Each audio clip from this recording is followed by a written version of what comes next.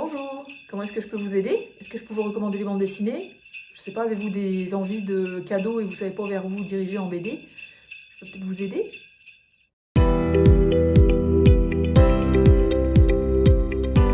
Bienvenue sur ma chaîne Titel Livre BD.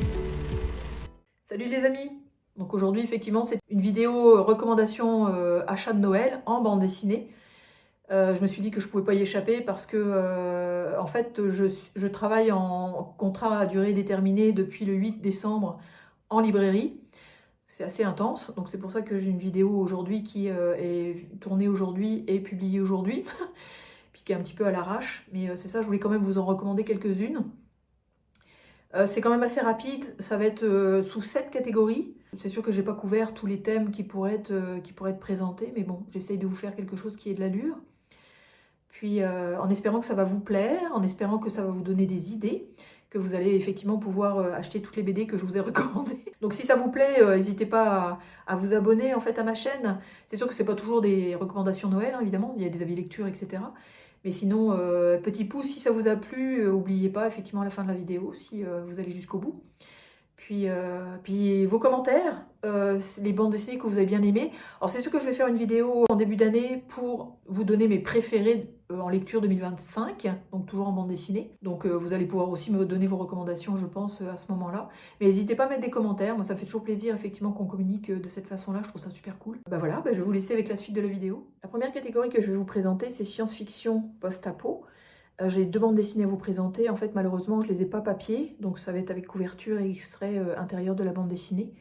La première que je vais vous présenter, c'est Arca. C'est scénarisé par Van Jensen et c'est dessiné par Jesse Lonergan et c'est chez 404 Graphiques. Une bande dessinée que j'ai beaucoup appréciée effectivement dans le genre. Le sujet est extrêmement bien traité, le dessin est superbe. Jesse Lonergan, c'est celui qui a fait Drôme en fait dernièrement, qui a remporté un succès quasiment hors catégorie. Puis là, on va suivre effectivement une bande de jeunes dans un vaisseau qui part vers une planète pour partir de la Terre, qui est complètement bousillée finalement. Et c'est les jeunes qui sont à la base en fait de l'organisation du vaisseau.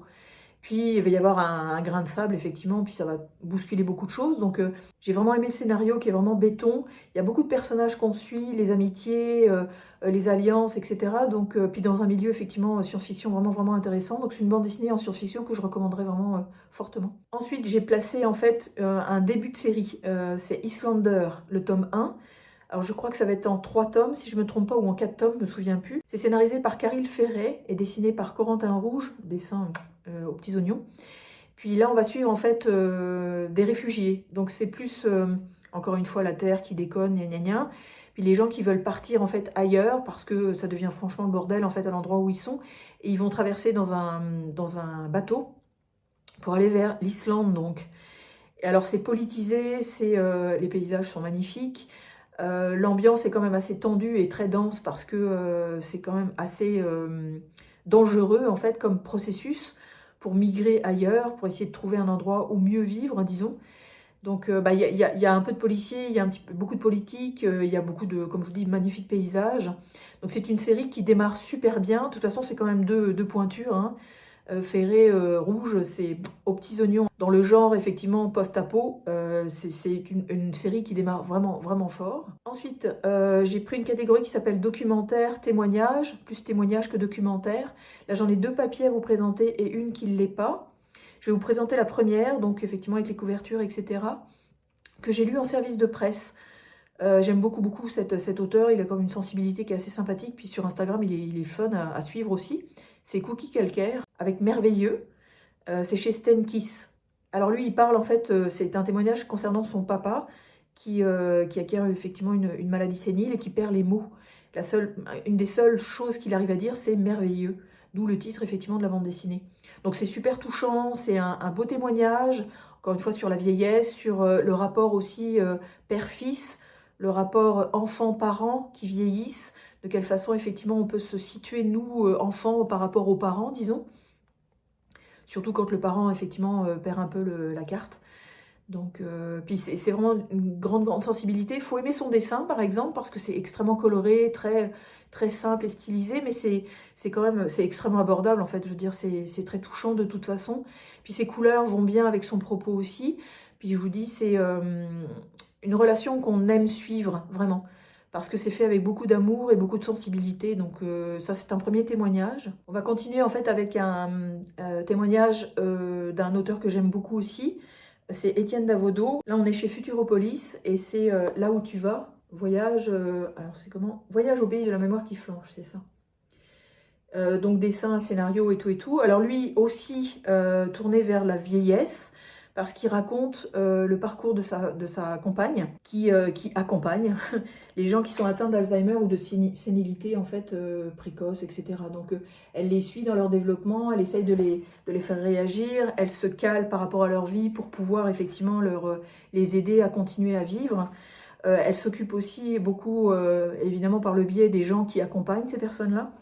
Donc le dessin est en noir et blanc, vraiment chouette, et super efficace pour raconter l'histoire. Puis ce qui est intéressant dans cette bande dessinée-là, c'est que non seulement on suit les rencontres avec, de la campagne avec les gens atteints de maladies séniles en fait, mais aussi on voit l'arrière-plan en fait de la bande dessinée, comment ça a été créé, pourquoi, est-ce qu'il a voulu en fait écrire tout ça quoi. Donc ça aussi c'est une bande dessinée que je recommanderais vraiment beaucoup. Et un petit troisième, quand même, qui se pose là, aussi d'un auteur que j'aime beaucoup, parce qu'il y a beaucoup de sensibilité et beaucoup de regard humain, en fait, sur la façon qu'il a de présenter ses témoignages. C'est Fabien Toulmé. Cette fois-ci, on est chez Delcourt, collection Mirage. C'est Ulysse. Là, on touche plus, effectivement, au côté scolaire, parce qu'on va suivre, en fait, ce type-là, qui fait un burn-out, et qui est ingénieur, et qui, finalement, va se recycler ou essayer de repartir, effectivement, dans le milieu du travail, en étant prof dans une école spécialisée en fait pour des enfants qui ont des troubles d'apprentissage ou de comportement en fait. Donc le dessin de Fabien Toulmé c'est ça, lui c'est en couleur par contre, donc petite couleur discrète mais quand même sympa, bien appuyée disons. Et ce qui est très intéressant dans cette bande dessinée là, c'est qu'on découvre vraiment un milieu scolaire très particulier, pas évident effectivement pour les profs et ou les directions d'école, donc cet aspect là est quand même assez souligné. Puis on voit aussi le parcours de ce type-là, qu'elle n'est pas bien, puis qui finalement, grâce aux enfants, va pouvoir remettre pied dans la vie, quoi. Remettre son pied dans la vie, disons. Donc c'est vraiment chouette.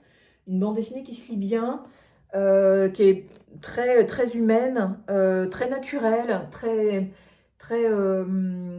avec un propos qui est quand même pas mal appuyé, effectivement, pour bien décrire ce domaine-là, ce milieu-là. Qu'on ait conscience que des fois ils en chient des ronds de chapeau, puis que les enfants aussi effectivement ont besoin de soutien et d'aide pour pouvoir avancer dans la vie, pour pouvoir se développer plus tard. Donc ouais, une bande dessinée aussi qui est vraiment chouette. Ensuite, catégorie drôle, absurde, j'en ai juste une à vous présenter, que j'ai pas en main, qu'il va falloir que je vous donne les images. Je tenais à vous la présenter en fait parce que ça a vraiment été une découverte pour moi. J'ai trouvé ça absolument génial, très drôle, très caustique, très critique, effectivement, du milieu du travail aussi, donc vraiment intéressant. Là, on est chez Delcourt, et c'est Philippe Valette qui s'y colle, et scénario et dessin, et c'est Jean Doux, ou le mystère de la disquette molle. Alors déjà, la bande dessinée, elle est côté paysage. Donc, des fois, dans une bibliothèque, c'est un petit peu emmerdant, mais ça se met bien quand même. Puis là, je vous dis, c'est vraiment une critique de la société professionnelle, disons, parce qu'on va suivre ce Jean Doux, qui travaille dans une entreprise qui risque de couler ou qui va se faire racheter par une autre grosse boîte. Et ils veulent lutter contre ça en fait avec quelques collègues et ils vont se retrouver dans un truc complètement fou en découvrant une disquette molle qui est supposée effectivement pouvoir inverser le processus. Donc on part dans des délires vraiment de fou quoi, où ils partent dans des dédales, ils trouvent une trappe dans un bureau, ils sont obligés de creuser, ils descendent des escaliers, ils se retrouvent dans un paysage complètement farfelu, puis ils vont aller jusqu'à la disquette molle, en fait ils sont 2 ou 3 si je me souviens bien. Puis les dessins sont particuliers par exemple, le fait que ce soit en paysage, c'est coupé en 4 généralement, par page au niveau des cases. Mais l'histoire est super bien traitée, c'est bourré d'humour, c'est très incisif aussi, effectivement, comme œil sur le milieu professionnel. Donc, vraiment, il y a des petites choses drôles, il y a des petites scénettes, en fait, avec des photocopieurs et autres conneries de cet acabit-là, en fait, qui sont vraiment, vraiment sympathiques. Donc, en drôle absurde, c'est vraiment la bande dessinée que je vous présenterai. J'en aurais eu peut-être d'autres, mais j'ai pas réfléchi plus avant. Mais celle-là, elle vaut vraiment, vraiment le déplacement, en fait. C'est vraiment, vraiment sympa. Ensuite, catégorie western. Alors les deux que je vais vous présenter sont quand même des coups de cœur, c'est d'excellentes lectures. C'est sûr que c'est à épisode, ce sont des séries, donc certains tomes en fait sont excellents, d'autres sont un petit peu moins, en fait ça dépend effectivement de ce qu'on en attend. La première, c'est une découverte totale, en fait je pense cette année ou l'année dernière. Alors c'est colorisé, scénarisé, dessiné en fait à 3 mains, je pense que c'est une affaire de famille. C'est Olivier, Jérôme et Anne-Claire Jouvray, et c'est Lincoln. Alors, je peux vous présenter le tome 2 parce que le tome 1 est dans les cartons, mais alors ça c'est, enfin en tout cas c'est jouissif. Ça aurait pu être aussi dans la catégorie drôle, absurde, parce que ce type-là, en fait, ça se passe quand même dans la période western, c'est sûr, mais ce type-là, en fait, va être pris en charge par Dieu, donc il va obtenir l'immortalité. On ne sait pas trop pourquoi il a été choisi, parce que c'est un type très ronchon, très désabusé, complètement un peu à côté de ses pompes et tout. Et c'est bourré de philosophie, de considération humaine, parce qu'effectivement Dieu et le diable vont un petit peu s'arracher le bonhomme. Puis lui, il va essayer, enfin, il en a rien à foutre de rien. Donc en fait, c'est une attitude très particulière pour appréhender son immortalité. Donc c'est génial. Il y a des réparties qui sont excellentes. Les dialogues sont savoureux, vraiment. Puis c'est vraiment, en tout cas, c'est du western drôle, caustique, vraiment sympathique comme tout. En fait, ça c'est une série que je vous recommande vraiment. Puis pour la deuxième, je ne vais pas vraiment sortir du lot, ça va être extrêmement classique mon truc. Puis j'ai juste le tome 8 à vous présenter parce que les autres sont dans les cartons. C'est scénarisé par Xavier Dorizon et dessiné par Ralph Meyer. Puis moi, je pense que je pourrais la recommander chaque année, parce que de toute façon, les tomes s'enchaînent aussi. Comme je vous disais, tome 8, c'est Undertaker. Avec cette série-là, ce qui est sympathique, c'est que en fait, ça marche par 2 tomes à peu près. Les histoires se terminent en 2 tomes, toujours avec le même antagoniste, qui est donc un croque-mort, qui va se retrouver pris, disons, entre deux feux, c'est le cas de le dire. Puis alors le dessin, Ralph Meyer, ouais, c'est ça que ça donne, vous voyez. Donc ça, c'est une bande dessinée que je pourrais effectivement recommander et recommander et recommander. Le scénario est béton, le dessin est vraiment génial, le personnage est super. Il peut être drôle, il peut être à côté de ses godasses, c'est pas un super-héros. Ça peut être un type très avec ses failles, avec ses défauts, avec ses qualités, etc. Puis il croise des gens effectivement qui sont pas très recommandables, avec lesquels il va s'acoquiner ou pas. Donc c'est une série vraiment chouette comme tout. En tout cas, moi, quand j'ai lu les 2 premiers, ça a été une découverte totale, puis j'ai vraiment adoré. Puis je serai pas la seule en fait à vous dire ça. Ensuite, on va aller dans la catégorie plus histoire. Donc, j'en ai placé 3, dont 2 que je n'ai pas physiquement. Le troisième, je vais pouvoir vous le présenter effectivement. Je vais commencer avec une espèce de petit ovni en fait, à propos duquel j'ai été super étonnée. C'est scénarisé et dessiné par Glenn Chaperon. Alors là, cette fois-ci, on est chez Glénat, et c'est La Veuve. Là, j'ai été un petit peu étonnée en fait, vraiment. D'abord, c'est un noir et blanc qui est sublimissime, vraiment. C'est comme du crayonné. Des fois, les traits sont très précis ou en ombre, quasiment en fait. Donc, on a les visages et tout, on n'a pas forcément les traits, mais on a vraiment le caractère du personnage bien représenté.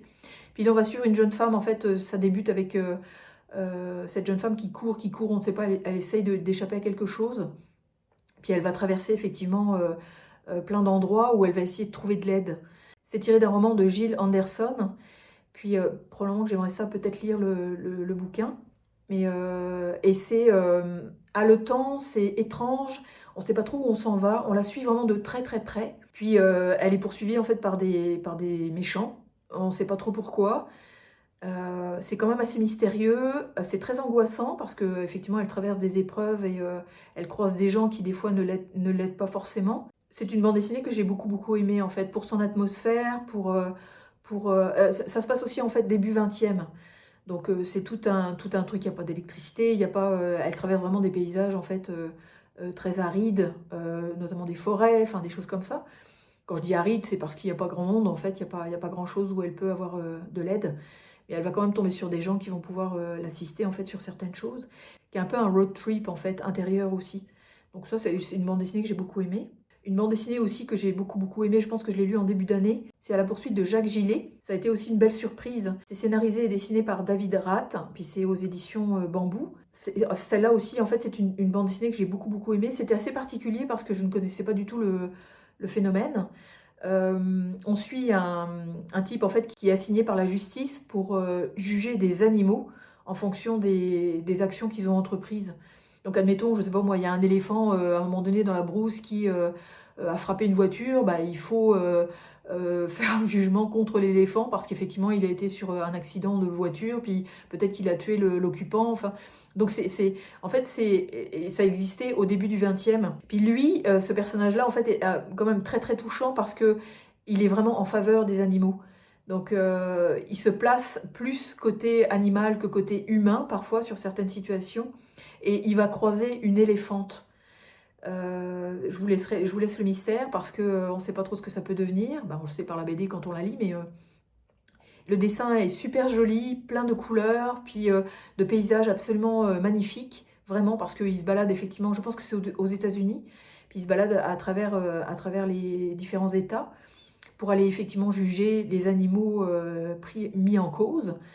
Donc non, c'est une bande dessinée qui m'a surprise et par son thème et par le traité effectivement de l'histoire, notamment par ce personnage-là qui est quand même assez émouvant, je dirais, dans sa démarche. Donc ça, c'est une bande dessinée aussi que je vous recommande. Et la petite dernière que j'ai effectivement dans mes mains, qui n'a pas été tout à fait un coup de cœur, ça s'en est vraiment vraiment rapproché, mais ça ne va pas faire partie malheureusement de mes bandes dessinées préférées 2025.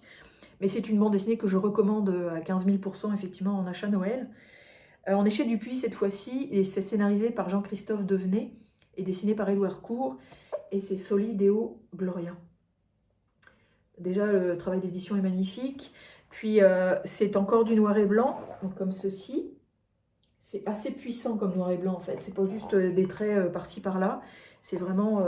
c'est quand même toute une ambiance et toute une atmosphère qui est redonnée grâce à ce dessin-là. Comme ceci, par exemple. Et en fait, on va suivre l'histoire de jumeaux, donc un frère et une sœur, qui vont devenir orphelins, malheureusement, assez rapidement, et qui vont traverser toute une époque, parce qu'on va les suivre petits jusqu'à une vingtaine d'années, voire proche de la trentaine. Comme ça aussi. Et on va les suivre en fait dans un monde assez particulier qui est le monde de la musique. Parce que lui écrit de la musique et elle chante. Donc ils vont essayer effectivement de ressortir du lot, j'allais dire, via leur art. Donc c'est une très jolie histoire, ça traverse quand même pas mal d'époques. On a ces matinées de beaucoup de musique. Donc pour les mélomanes, ça peut être super intéressant. Et pour ceux qui veulent apprendre un petit peu sur la musique donc classique de ces années-là, donc je pense que c'est fin 19e, début 20e, je crois à peu près, en fait, au niveau des époques. Ça reste quand même assez flou, mais... et vraiment, on découvre tout un univers, encore une fois, de compétition, comment est-ce que je peux jouer avec mon art, de quelle façon, effectivement, je peux le représenter, etc. Enfin, le redonner aux autres pour qu'il puisse être accepté. Je vous dis, c'est quand même assez angoissant au départ, parce qu'ils deviennent orphelins dans un milieu qui est extrêmement difficile, dangereux, etc. Donc, mais ce qui est super en fait dans cette bande dessinée là au niveau graphisme, c'est que la musique est représentée effectivement par comme les envolées ici, là, mais avec un petit peu de couleur dedans. Donc des fois quand ça explose, c'est comme waouh, il y a plein de couleurs, c'est magnifique. Tiens, comme celle-ci par exemple. Donc cette bande dessinée là, je l'ai aimée. Oui, j'ai trouvé quand même que l'histoire était quand même assez classique entre guillemets, suivre un couple d'orphelins effectivement jusqu'à passer l'âge adulte. Mais c'est tout un milieu, c'est tout un graphisme extrêmement puissant. Chaque case est quasiment une œuvre d'art en fait. Donc non, c'est une bande dessinée que je vous recommande aussi en fait. Je vous dis, pour mélomane ou pas, ça n'a aucune importance. De toute façon, on suit l'histoire de deux enfants, donc c'est quand même assez touchant. Alors, mon avant-dernière catégorie, c'est quelque chose qui me touche toujours. Là, j'ai appelé ça introspection, effectivement, parce que c'est plus des choses qui se passent à l'intérieur des personnages. J'en ai deux à vous présenter sans le bouquin, puis j'en ai un avec le bouquin. Le premier que je vais vous présenter, c'est une bande dessinée qui m'a surprise. Encore une fois, de toute façon, heureusement qu'on est surpris, parce que ça, c'est le fun. C'est une autrice québécoise qui s'appelle Sophie Bédard, qui est donc scénarisée et dessinée, en fait, le livre. Et c'est Maya contre la malédiction du centre commercial. C'est du noir et blanc, donc là un petit peu plus simple au niveau du dessin par rapport à Solideo Gloria, c'est sûr, ça n'a rien à voir. Mais bien efficace, bien foutu, les cases qui se succèdent les unes aux autres quand même de façon assez rapide, c'est le fun pareil. Et là on va suivre Maya, qui en fait travaille dans un centre commercial, donc au Québec, et qui va ouvrir une lettre donnée par son ex dans le centre commercial. Alors la lettre est maléfique, donc elle aurait dû l'ouvrir chez elle, mais finalement elle l'ouvre effectivement à un endroit où ça va impliquer plein de gens, donc tous ses collègues, et il va leur arriver que des merdes, quoi. Donc ça va être des questions d'amitié, ça va être des questions de comment est-ce qu'on peut lutter contre ce qui a été réveillé, parce que ça a réveillé quelque chose. C'est pas horrifique, mais il y a un petit côté quand même un petit peu angoissant, un petit peu maléfique, mais qui symbolise effectivement plein de choses par rapport à son intérieur. Donc ça va super vite comme petite bande dessinée, c'est super efficace, c'est plein de contacts humains aussi, effectivement, parce qu'ils sont tous obligés de lutter contre. Il y a des petites astuces, effectivement, par rapport à la bataille qu'ils doivent entreprendre contre ce qu'ils ont réveillé.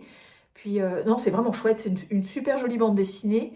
C'est quand même assez épais. Puis Maya, elle est mignonne comme tout, quoi. Enfin, je veux dire, les personnages sont bien campés. Il y a quand même il y a des personnalités qui sont vraiment intéressantes comme tout. Puis c'est une bande dessinée québécoise que j'ai beaucoup appréciée en fait cette année, vraiment. Un autre auteur que j'adore de plus en plus, j'achète toutes ces bandes dessinées de toute façon, enfin en tout cas je pense qu'il y en a 3 à date, ou 4, je me souviens plus. C'est Jean Crémers. Il a publié chez Le Lombard en fait Après l'orage. Ça aussi c'est introspectif parce qu'on va suivre une jeune femme qui va être chez ses parents, enfin qui va chez ses parents, et qui va malheureusement être prise dans une inondation qui va monter effectivement très haut aux étages des maisons. Donc elle ne va plus pouvoir repartir. Donc c'est une bande dessinée qui est extrêmement touchante encore, très introspective, notamment pour elle, pour le personnage principal, parce que, encore une fois, c'est une relation entre parents-enfants, de quelle façon on se place par rapport à nos parents. Puis, mais c'est quand même assez angoissant parce que l'eau monte petit à petit, donc il va falloir qu'elle prenne des actions pour se protéger, pour protéger aussi ses parents. Savoir qu'elle est bloquée aussi et qu'elle ne peut pas repartir, donc elle a comme plus de vie à elle. Puis elle va croiser quelqu'un aussi dans le processus de l'inondation, donc ça aussi, ça va être un petit côté chouette comme tout. Puis en fait, ce Jean Crémers, il a une façon de voir les événements de vie qui sont assez touchants, encore une fois, et très émouvants, et puis très réalistes aussi. Donc on peut se retrouver dans les personnages, y compris les parents, comme elle, donc la fille en fait de ces parents-là finalement. Donc on se retrouve beaucoup en fait dans son déroulé, parce que je sais que il utilise, je crois que l'auteur utilise en fait ses proches pour pouvoir monter ses bandes dessinées. Donc il raconte des histoires qui sont quasiment tirées du réel. Donc forcément ça les rend proches de nous. Donc ça c'est une bande dessinée aussi que je vous recommande en fait pour la douceur. Les dessins aussi sont magnifiques. C'est des ambiances. Il peut faire une grande page qui fait quasiment un petit tableau en fait joli comme tout, plus pastel en ton plus doux. Mais les dessins sont un petit peu esquissés, donc peut-être que ça peut gêner, mais moi je trouve pas. En fait, on a vraiment les traits de personnalité du personnage qui sont bien représentés, donc bon, ça m'a pas gêné. J'aime beaucoup son dessin, sa couleur, etc. Donc ça fonctionne bien en fait. Cette bande dessinée-là, je l'ai casée dans cette catégorie-là. Elle aurait pu être ailleurs, mais parce que je trouve que c'est une bande dessinée qui parle beaucoup de qu'est-ce qu'on peut développer en nous, en fait. Qu'est-ce qui peut se développer en nous, qu'est-ce qui peut apparaître à un moment donné grâce à ou à cause d'eux, en fait. Alors là, on est chez Dupuis. Alors c'est scénarisé et dessiné par Andrés Garrido et c'est Carcoma. Donc, je vous dis, ça aurait pu être dans une autre catégorie parce que c'est quand même c'est pirate. Donc parce qu'on va suivre effectivement un bateau pirate avec quelques antagonistes dessus. Puis on va suivre cette femme-là principalement qui va découvrir cette espèce de truc lumineux étrange en fond de mer qui va le remonter sur le vaisseau. Et je parle d'introspection parce que tout d'un coup, cette chose-là va guérir des blessures, va amplifier des mal-être, va déstabiliser en fait des personnalités, va créer des alliances, va créer des mésalliances, va créer des folies. Donc c'est vraiment, et c'est pour ça que j'ai beaucoup été touchée par cette bande dessinée-là. C'est vraiment en fait très introspectif, puis c'est quand même du travail d'équipe, parce qu'ils sont plusieurs sur le vaisseau. Donc ils n'ont pas le choix d'être ensemble et d'agir et de travailler en fait là-dessus sur les ressentis, les façons de réagir, etc. Comme ceci. Le dessin est chouette. C'est des couleurs quand même qui sont assez monochromes. Mais le dessin est tout rond. Donc les personnages sont quand même, quand ils découvrent effectivement la chose. Puis les personnalités des pirates sont quand même sympathiques comme tout. Enfin, c'est pirate quand même, donc c'est quand même assez brut. Puis elle a effectivement des souffrances, des failles, des petits défauts, des choses comme ça. Et elle va découvrir et se découvrir petit à petit grâce à cette espèce d'être lumineux qu'ils ont trouvé effectivement dans la mer. Et le capitaine du vaisseau, lui, ça va partir complètement du côté sombre en fait. Donc autant les pirates qui restent un petit peu flous, disons, par rapport à elle qui part vers le lumineux, lui, il va vraiment dans le sombre. Donc c'est vraiment intéressant de voir la coulée de ce personnage-là. C'est assez angoissant, c'est assez particulier, mais c'est vraiment chouette. Et la conclusion est magnifique. Moi, j'ai trouvé la conclusion vraiment chouette. Donc ça aussi, en introspection, c'est vraiment cool comme tout. Et j'ai une dernière catégorie, en fait, il y en a une que j'aurais pu peut-être placer en histoire, mais je trouve que c'est un petit peu plus flou. C'est la catégorie, donc hors catégorie. Ça aurait pu être un coup de cœur, mais ça ne l'a pas été. Peut-être qu'en le relisant, effectivement, ça aurait franchi la barre des coups de cœur, mais... là, on est chez Sarbacane. C'est scénarisé par, alors je crois que c'est Thierry Vermeaux, et c'est dessiné par A.W. Inker, et c'est Crimi. Encore une fois, un beau travail d'édition fait par la maison Sarbacane, donc vraiment chouette. Ça se voit super bien dans une bibliothèque, ça. En espérant que les lettres ne s'effaceront pas avec le temps, mais bon, on verra. Puis là, en fait, je l'ai mis hors catégorie parce que ça traite de plein de trucs. D'abord, le dessin, qui est en noir et blanc, donc assez particulier. Puis on suit Fritz Lang, qui est donc un cinéaste, donc encore une fois une catégorie un petit peu à part, qui a donc créé le film M le maudit, et on en voit un petit peu la genèse, mais sous forme d'enquête policière. Donc il s'est accoquiné avec un inspecteur, l'inspecteur qui est dans le film, mais qui est devenu un personnage réel. Puis c'est assez angoissant, c'est assez particulier, c'est assez troublant. Parce que Fritz Lang, en fait, reste quand même relativement neutre, mais il visite des endroits qui sont très bizarres, très glauques. Puis on voit effectivement comme quelques extraits du film, donc c'est quand même assez violent, parce que ça traite d'un type qui violente en fait des enfants ou des femmes. Puis vous voyez, le dessin est quand même assez particulier. Ça n'a pas été jusqu'au coup de cœur parce que c'est un thème qui est très très particulier en fait, donc j'ai pas trop accroché au thème. Je trouvais ça chouette, mais j'ai pas... non, je vais éviter de vous montrer ça, il est comme une femme à poil, disons. Même si c'est en noir et blanc, voilà. Donc, comme je vous dis, le dessin super, il y a quand même pas mal de cases à lire. Mais c'est une belle création à quatre mains, vraiment. Ils ont vraiment fait un excellent travail, je trouve, et pour donner un petit peu de mystère, pour distiller effectivement un petit peu d'angoisse, notamment par le noir et blanc aussi. Les cases sont extrêmement bien foutues, le découpage est magnifique, vraiment. Puis, tiens, je vais montrer ça pour conclure, voilà. Puis ils utilisent effectivement différentes façons de présenter les cases, donc ça donne une bande dessinée que je recommande, ouais. Qui pourrait aller vers des gens qui aiment le cinéma. Donc Fritz Lang, c'est quand même une référence dans le milieu. Ou alors une découverte, encore une fois, petite enquête policière, découvrir un petit peu les coulisses aussi de comment se fait un film, plus ou moins.